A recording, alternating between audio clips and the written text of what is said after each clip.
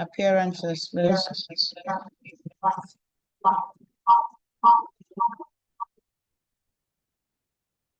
Your devices are on mute. Can you unmute, please?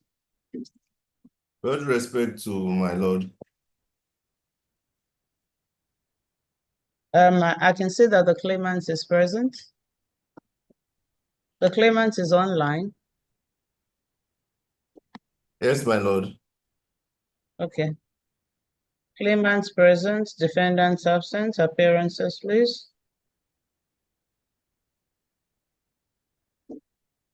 Appearances, please. With all due respect to my lord, my name is Alex Akoja.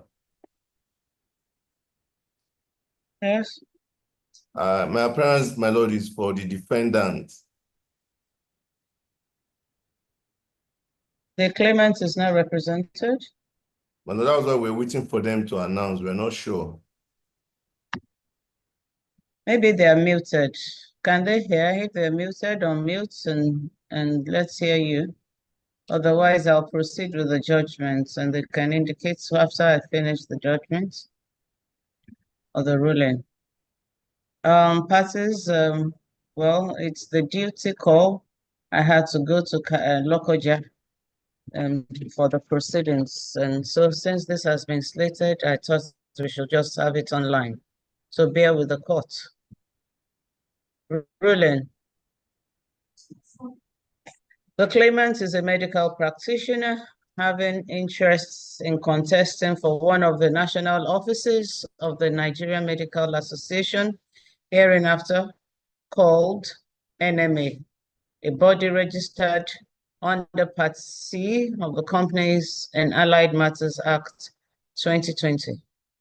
In summary, the case of the claimants is that the zoning of various national offices by the National Officers Committee of the NMA for the election scheduled for 11th of May 2024 is illegal and unlawful, as same is not within the contemplation of the Constitution of the NMA. As a result, the claimant instituted the present action by originating summons filed on this court on the 7th of May 2024, whereby prayed the court for the determination of the question set out as follows. The question that is for determination are set on the face of the ruling. We have three questions. To save the time of the court, I've skipped the reading of that.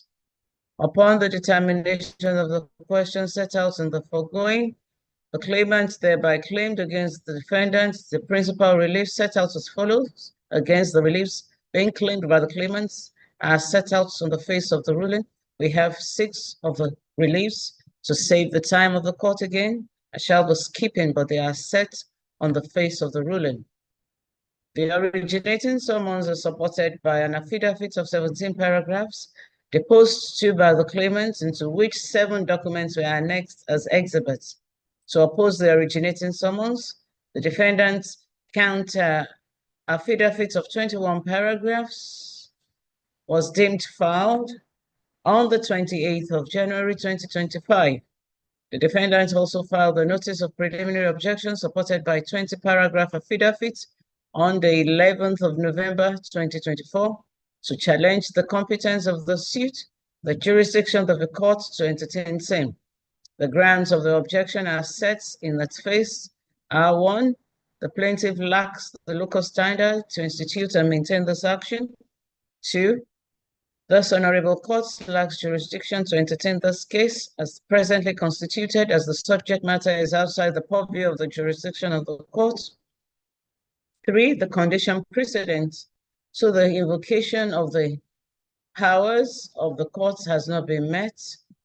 4, the suit is academic, hypothetical, and already spent. 5, the suit is an abuse of court process.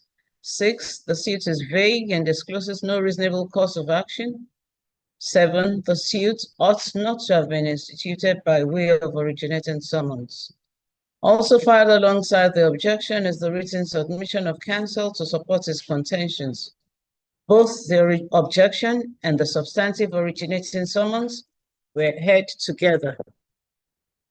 In the affidavit in support of the objection, it was deposed that the country is delineated into 7 zones by the Constitution of the Association, that each zone must be represented in the National Officers Committee of the Association, and that it is specifically stated in the Constitution of the National Offices that are to be occupied. It's stated in the Constitution the national offices that are to be occupied on a rotational basis by the said 7 zones. The position of the defendant is further that on the 11th of May 2024, an election was successfully conducted by the defendant with strict compliance with the Constitution of the NMA on electoral guidelines and the zoning of national officers. Defendant contends that the claimant has no capacity to institute the instant originating summons, and contends further that since the election has been conducted, the instance case that was instituted on the 7th of May 2024 has been overtaken by events and has become academic. Citing the cases of Attorney General Anambra State and Attorney General Federation, Charles and another versus Governor of Ondo State and others, citations supplied, counsel argued that the claimants lacked the locus of sufficient interest to maintain the action, as the suit did not disclose that it was disenfranchised by the zoning and rotation concepts or suffered any injuries as a result of the conduct of the defendant. Counsel argued further that the claimant failed to show that he has the permission, consent, or instruction of any other member or class of members of the defendant who are aggrieved that the election was zoned by the defendant in the emergence of its National Officers Committee. On the issue of jurisdiction, it is the further submission of counsel. The claimant's claims do not fall within the jurisdiction of this court. The claimant failed to follow the condition precedent laid down by the provisions of Article 25 of the Constitution of the defendant before instituting the case, that the present case has become academic, hypothetical, having been overtaken by events, and that the case is in abuse of court process. Court counsel submitted that no matter how beautifully a case is conducted, the absence of jurisdiction to hear and determine a matter renders the whole proceedings null and void. He finally urged the court to dismiss the case for being academic, hypothetical, spent, and abuse of court process. The provisions of Section 254C1 sub A of the 1999 Constitution, Article 25(8) of the Constitution of the Nigerian Medical Association, and the authorities of Madu Kulu versus Nkemjede, Adekegba versus Minister of Defense and others, Okeke and another versus Ubinabo, Adeogun versus Fashogun, Agbakuba versus INEC, NICOM versus Incorporated Trustees of the Pragmatic Shareholders Association of Nigeria, citation also supplied, were cited in support of its propositions. On its part, counsel for the claimant argued that the claimant has locus standi to institute the case, as he has shown that he is a member of the defendant, and he has also indicated his interest in contesting for national officers in subsequent elections. Counsel submitted that by Section 254C1J6 of the 1999 Constitution as amended, this Honorable Court has jurisdiction to determine any question as to the interpretation and application of any trade union constitution, the constitution of an association of employers, or any association relating to employment, labor, industrial relations, or workplace, and argue that this court has jurisdiction to entertain the present suit as it borders on the interpretation of the Constitution of the NMA. The further argument of counsel is that the claimant had fully exhausted all internal resolution mechanisms before approaching the court, and that his decision to seek redress in this court was as a result of the defendant's failure to respond to his letter. Counsel argued that the fact that election into the national offices of the NMA had been conducted on the 11th of May 2024 does not make or renders the suit academic, being that relief 3 of the claimant's claims is not only seeking for prayers within the time frame of the election, but also for subsequent elections, and therefore he urged the court to dismiss the defendant's objection. Now, it is an age-long settled principle of law that jurisdiction is the cornerstone and bedrock of education. It can neither be compromised nor conferred by consent of parties upon a court. It is constitutional and very fundamental. Hence, the reason why it can be raised at any stage of the proceedings, both at a trial and on appeal.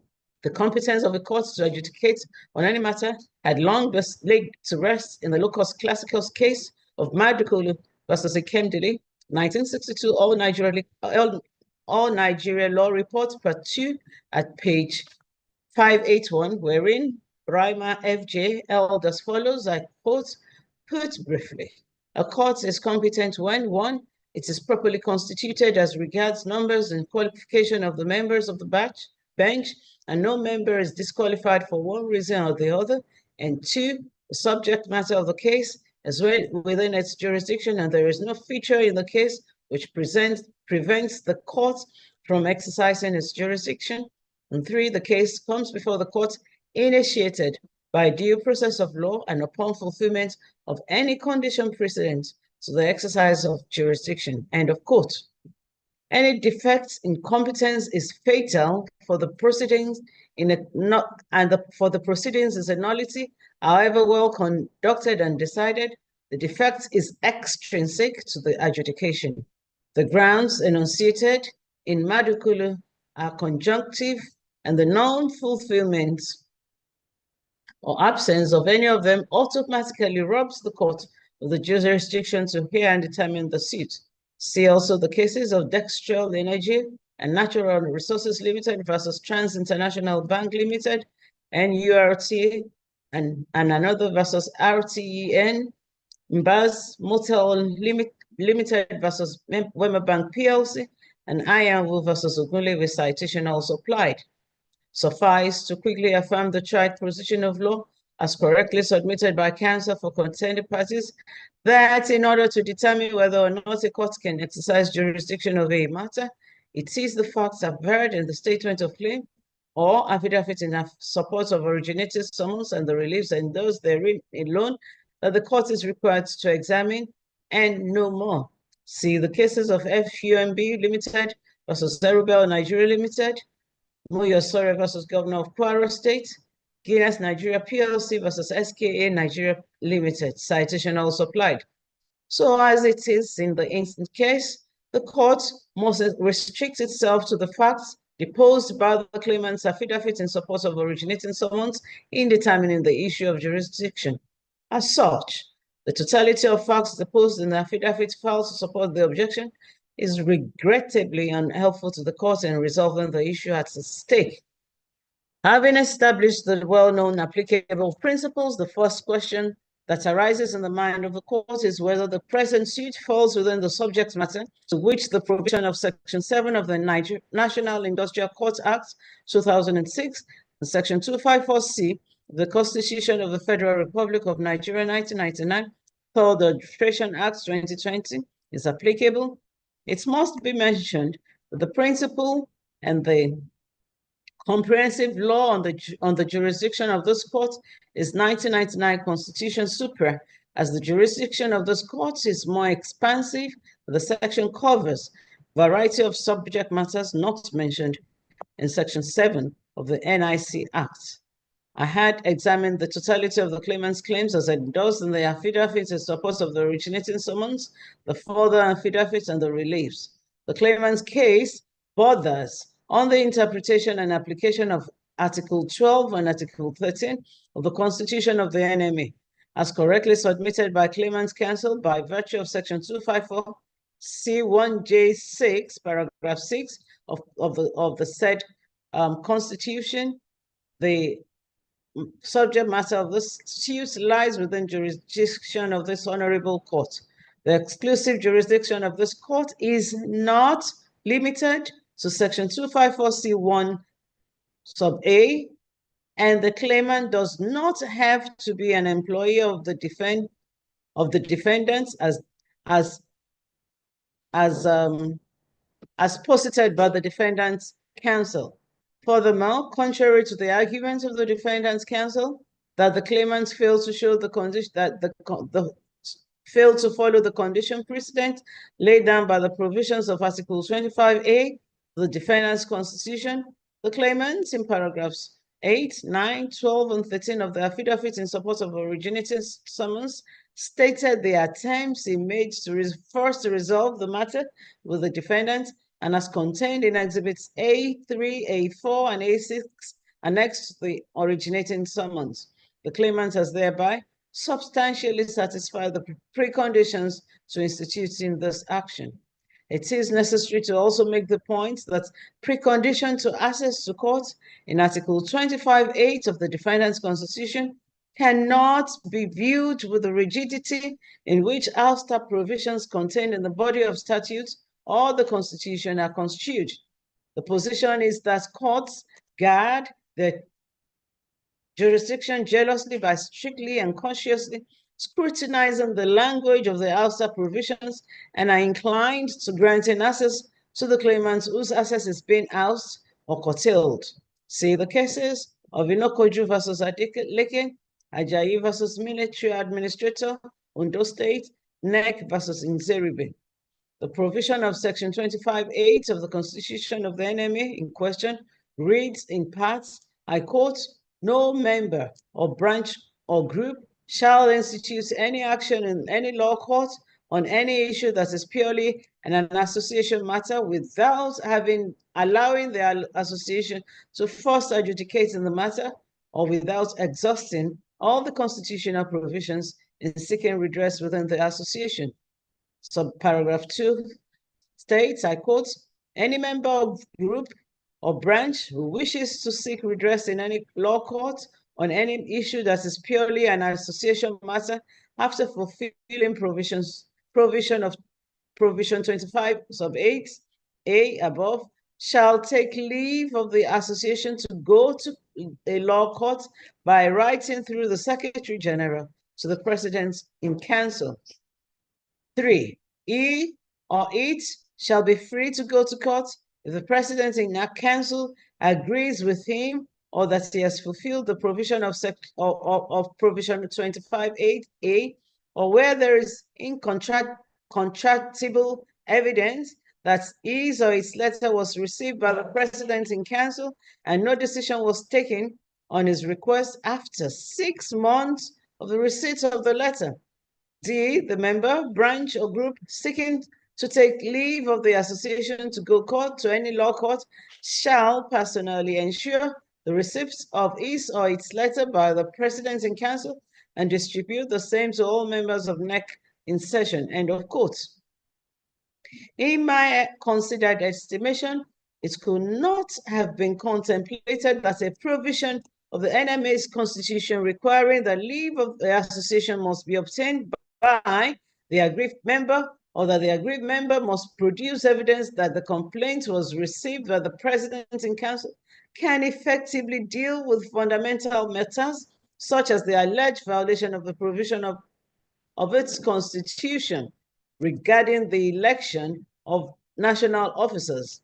In my view, it will be tantamount to asking the same association alleged to have violated the provision of the Constitution that is sought to be questioned to now be the very body that will grant leave to access to courts arising from its actions.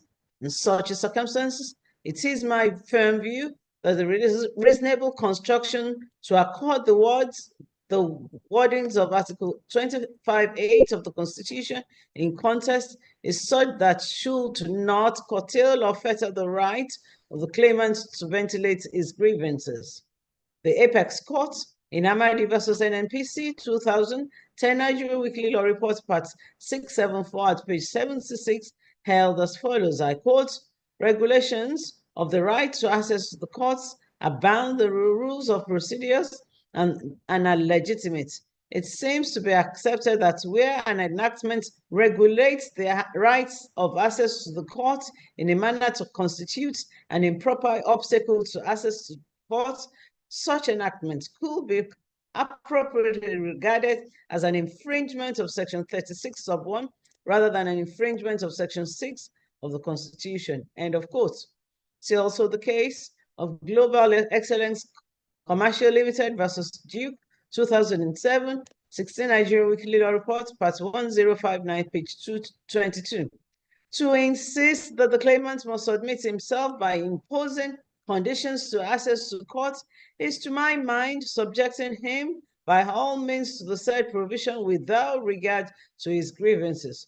Such action will be an oppressive application of the provision and thereby unwittingly shackle the claimant's constitutional right to access the courts guaranteed by Section 6, subsection 6, paragraph B, Section 36, paragraph 1, Section 2546(1), the Constitution as amended. My view is that in the peculiar circumstances of this present case, the provision of Article 25(8) of the defendant's Constitution is an improper obstacle in the way of the claimant in ventilating his grievances before this court, particularly when the claimant has stated that he made attempts to resolve the matter before the election was conducted. In the circumstances, this court is bound to and hereby invokes its power under the Constitution via Section 66(b) thereof in affirming the competence of the present suit and the jurisdiction of the courts to entertain the same, and I so hold. The defendant's contention is further that the claimant lacks the locus to institute the case. Now, the factors or principles which usually guide the courts in determining the locus standi of a party to institute a suit are more or less commonplace and have been laid down in a long line of judicial authorities from time immemorial. It is pertinent to underscore the points and restate that the dominant factor that determines the party's competence or capacity or standing to institute an action is that the claimant must show by his claim before the court that he has sufficient legal rights or interest in the subject matter of the suit, which legal rights or interest has shown to have been or in danger of being violated or invaded or adversely tampered with by the alleged or intended acts of the defendant, and which legal rights the court is entitled to protect by way of redress as empowered under the provisions of Section 66(b) of the Constitution. See the well-known authorities of Adeniyi versus President, Federal Republic of Nigeria, Thomas versus Olufosoye, Owoduni versus Registered Trustees of the Celestial Church of Christ, Yesufu versus Governor of Edo State, citation also applied. Therefore, where a party standing to commence an action is challenged or is in issue in a matter, he need not show that he has a case on the merit or that his action is justiciable. All he needs to satisfy on that ground is that he has an interest or a link with the subject matter of the suit, which puts him in a good position to approach the court for adjudication. Whether or not the case put forward by the claimant has merit or not is a matter to be determined at the substantive case. In Reed Jelu versus LSDP 1992, 2 Nigeria Weekly Law Reports, part 2266, at page 414, the Supreme Court held per Bello J. JSC of blessed memory as follows, I quote, "The fundamental aspect of locus standi is that it focuses on the party seeking to get his complaint before the High Court, not on the issue he wishes to have adjudicated." See also Ojo versus Lagos State Government, Inyanda versus Lalniba 2, citation is supplied. I have carefully examined the questions posed in the originating summons, the relief source, and the depositions in the supporting affidavit in order to determine whether or not the claimant indeed has a legally permissible platform upon which to stand to institute the present case. it is not difficult to find, as deposed in paragraphs 1, 3, and 8 of the affidavits in support of originating summons, that the claimant's right to sue the defendant is predicated on the fact that he is a member of the NMA and that he has interest in contesting for one of the national offices in subsequent elections. The defendant's counsel argued that the claimant has not shown that he has been caused any injury or hurt by the defendant, or the defendant has breached his contractual or statutory duties that is far and above every other member of the association. Counsel posited that it seems that the facts as presented by the claimant is that the action of the defendant affects not only his rights and duties, but that of other members of the defendant, which makes it a class action, but alluded that the claimant failed to show that he obtained the instruction or consent of other member or members who are aggrieved before instituting this case. Without having to go far, I am of the view that the defendant's counsel's argument is erroneous. In paragraph 3 of the affidavit in support of originating summons, the claimant stated that he is interested in contesting for one of the national offices in the subsequent elections. There is also no deposition wherein it was stated that the action was instituted for himself and on behalf of other members of the defendant to make it a class action. It is clearly seen from the facts of this case that the claimant has laid claim to legal rights which he alleged that the defendant has trampled upon, and for which reason he has sought redress by instituting this instant action. Therefore, I disagree with the contention of the defendant's counsel that the claimant had instituted the instant suit in representative capacity.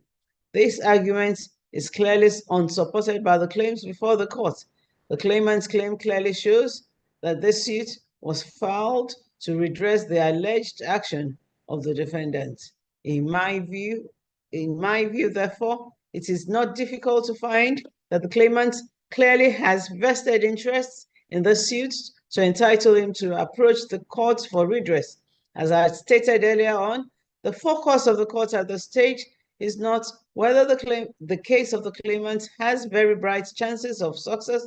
The question is whether he has sufficient interest in or link or nexus to the matter he has sued upon to have clothed him with the capacity to sue. The resolution must, without doubt, be in the positive. I hereby affirm the locus of the claimant to institute the action. It is therefore needless to further hold that there is any feature in the claimant's claim to prevent the court from exercising jurisdiction to entertain the suit. On the basis of the foregoing analysis, therefore, I hold that the claimant is competent in law and on the basis of the facts deposed in the affidavit filed to support the originating summons to have instituted the suit. In the same vein, this court is equally competent in law to exercise jurisdiction to entertain same. I therefore hold that the defendant's objection is clearly unmeritorious and it is hereby accordingly overruled and dismissed. I shall proceed to evaluate the affidavit evidence of the respective parties to determine the substantive suit. The claimant's prayer in reliefs 1 to 4 is for declaratory reliefs, whilst relief 5 and 6 is praying for perpetual injunction against the defendants in the course of the election, in the conduct of the election of 11th of May 2024. Clearly, reliefs 1, 2, 4, 5, and 6 have become moot and has been overtaken by events since the election has been conducted and the national officers have been appointed to their respective offices on the 11th of May 2024. The said reliefs are hereby accordingly dismissed. Relief 3 is seeking for a declaration that the 7 geopolitical zones does not apply to the national offices of the defendants, to wit, the President, the Secretary General, and 7 Assistant Secretaries General. Being a declaratory relief, the claimant has a burden to prove the allegation which burden exceeds the regular burden provided in sections 131 and 132 of Evidence Act 2011. The settled position of law from time immemorial is that even though the power to make a binding declaration of rights is discretionary, a court will only grant declaratory reliefs sought in an action principally on the basis of the evidence adduced by the claimant without recourse to the evidence called by the defendant. The burden of proof on the claimant in establishing a declaratory relief to the satisfaction of the court is somewhat heavy, in the sense that such relief is not granted even on the admission of the defendant, as the claimant must lead credible evidence in proof of the rights of the declaration of rights it seeks from the court. See the authorities of Dumes Nigeria Limited versus Mwakugwa, Ogolo versus Ogolo, Olabanji versus Umekoenos, citation supplied. From the facts garnered from the affidavit in support, it was deposed that the claimant received a WhatsApp message sent by the National Officers Committee on the defendant's platform that various offices to be contested by members of the defendants across all the constituted zones will be held. The claimant's grounds is that zoning the national office is contrary to Article 13 and Article 12 and Article 13 of the defendant's constitution, that is Exhibit A5. The claimant deposed further that upon receipt of the publication of the National Officers Committee via WhatsApp message, based on his instruction, his solicitors sought clarification on the issue through a letter, that is Exhibit A3, that the defendant's solicitor in his reply, that is Exhibit A4, affirmed the authorship of the defendant's message and the decision to zone the offices, that he wrote a letter, that is Exhibit A6, to the committees of past presidents to seek for their urgent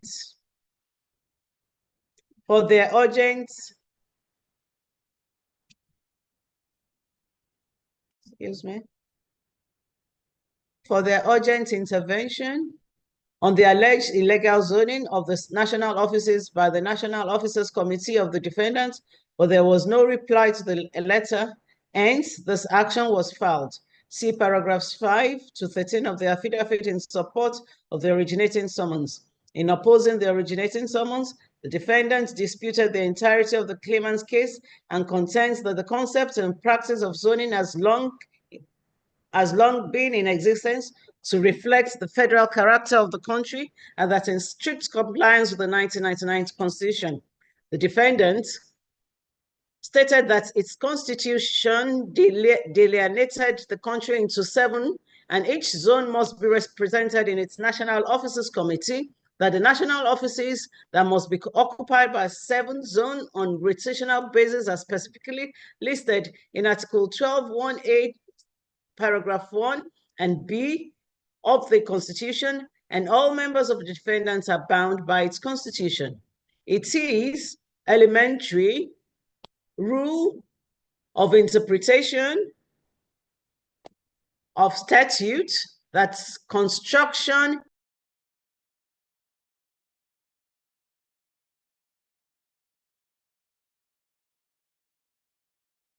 together and not one part only by itself. In other words, it is an accepted rule that in the construction of statutes or documents, it must be read as a whole and its parts given an harmonious effect. The various sections should therefore not be read in isolation, but efforts must be made to achieve harmony. Oh dear.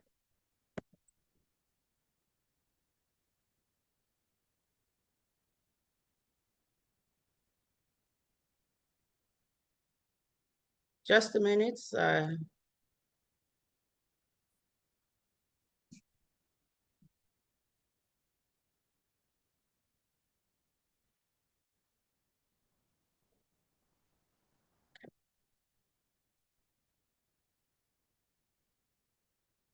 it is elementary rule of interpretation of statute. I said the charger of the laptop is bringing the thing. It is elementary rule of interpretation of statute that construction is to be made to all the parts of a statute together and not one part only by itself. In other words, it's an accepted rule that the construction of statutes or documents, it must be read as a whole and its parts given an harmonious effect. The various sections should therefore not be read in isolation, but efforts must be made to achieve harmony amongst its parts. Say the case of Ahigbe versus Idama, Agundo versus Biebo, Nigerian Army versus Aminu Kanu, citation supplied. Again, it is settled that where the words of a statute are clear, simple, and unambiguous, they should be given their plain, literal, and ordinary meaning. Article 12(1)(a) sub 1 have the list of all the officers. It is further stated in 2 that the terms of the office of all national officers shall be 2 years, which shall be non-renewable. In subparagraph 3 states that the posts of the President and Secretary General shall always be zoomed to the same geopolitical zone and shall be rotated in turns among the 7 zones. It went on to state that, I quote, each zone to be represented in the NOC, end of quote. The interpretation of this provision is clear and unambiguous. It means all the zones are to be represented in NOC. In Article 13, it is further stated that the 7 NMA geopolitical zones shall be applicable in the election of President, Secretary General, and 7 Assistant Secretary General. It is further stated in Article 13C that no zone shall have more than 1 slot before any other zone in each cycle of the rotation.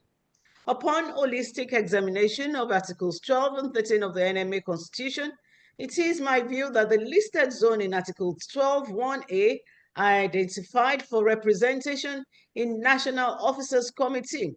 The number of the officers listed in Article 13 are more than 7 zones listed, and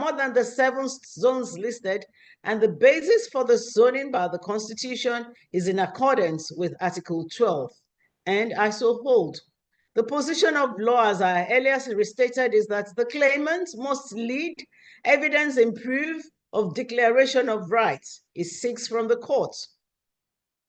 In paragraph 7 of the affidavit in support, claimants had alleged that prior to the publication of the defendant through WhatsApp message, the national offices of the NMA were never zoned for election. The allegation that was restated in paragraph 1 of the exhibit A6 was unproved and unsubstantiated. The time-honored cardinal principle of judicial process is that relief sought by a claimant in an action is fundamental to the fate of that action. Indeed, the relief sought is the bedrock and life wire of an action. Therefore, where the relief sought is uncertain, uncategorical, or is not supported by evidence or record, or does not reflect the course of action, the entire exercise and proceedings becomes futile, as there will be nothing for the courts to grant at the end of the day, and the courts will be compelled to throw out the action.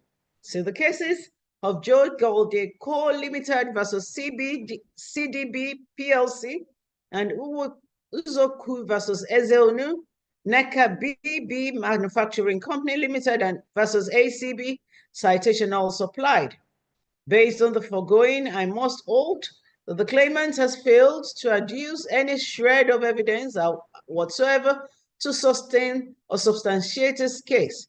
Therefore, in the final analysis, the judgment of the court is that the case of the claimant is bereft of any cogent evidence whatsoever. The suit must fail. It shall be, and it is hereby accordingly dismissed. Parties shall bear their respective costs. As the court pleases. Thank you, ma'am. As the court pleases. As My of lord, my lord, so sorry we came late. We wish to announce Okay. our appearance. What's the name? My name is Nnamdi Okeke. I appear with my learned friend. I didn't hear your My lord, first name. my first name is Nnamdi Okay. Okay. Okeke. Yes, my With lord. who? My learned Yeah, friend JT Manasseh. James Manasseh. For the JT. for the claimant. Yes, my lord. So I don't know whether you had joined when I stated that by duty call, I'm presently in local judge division of the court. And since this case has been slated for judgment, I just thought it has to be delivered by Zoom. But the copy of the judgments will be available in the Abuja division starting from Monday. So you can just obtain it if you wish to have a copy for whatever reason you want it. Thank you. We are most Yes. grateful, my lord. my lord, we And want I to want thank my lord for especially the just delivered ruling. My lord, we are most grateful. Thank you. we are also grateful, my lord, for the erudite judge. Thank you. So the court will rise. Wishing you a good day. Thank you, my lord.